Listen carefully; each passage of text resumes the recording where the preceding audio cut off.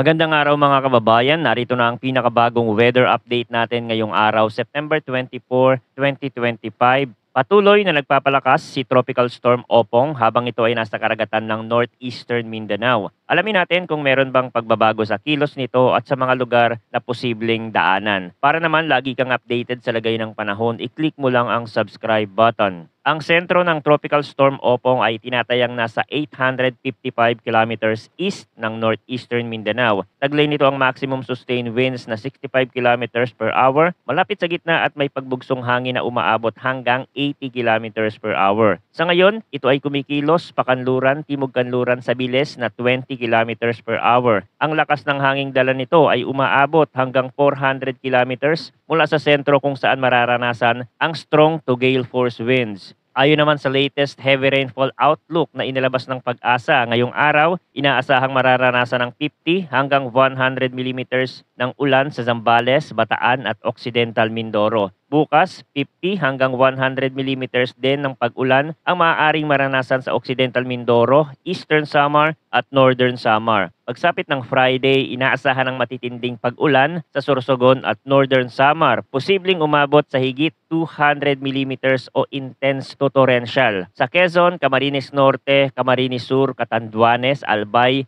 Masbate, Eastern Samar at Samar ay maaaring maranasan ng 100 hanggang 200 millimeters na mga pag-ulan. Samantala, 50 hanggang 100 millimeters naman ang posibleng maranasan na mga pag-ulan sa Palawan, Antique, Iloilo, Guimaras, Negros Occidental, Negros Oriental, Siquijor, gayon din sa Metro Manila, Cavite, Laguna, Batangas, Rizal, Occidental Mindoro, Oriental Mindoro, Marinduque, Romblon, Aklan, Capiz at Biliran. Mas mataas ang chance ng mas matitinding pagbuhos sa mga bulubundukin at mataas na lugar. Lalo ring maaaring lumala ang pagbaha at landslide sa mga lugar na dati nang apektado ng naunang mga pag-ulan. Update din tayo kay Super Typhoon Nando na nananatiling malakas kahit nasa labas na ng Philippine Area of Responsibility. Batay sa huling datos, ngayong umaga ang sentro ng mata ng bagyo ay tinatayang nasa 775 kilometers west ng Itbay at Batanes. Taglay nito ang maximum sustained winds na 185 kilometers per hour malapit sa gitna at may pagbugsong hangin na umaabot hanggang 230 kilometers per hour. Kumikilos ito pakanluran, hilagang kanluran sa bilis na 25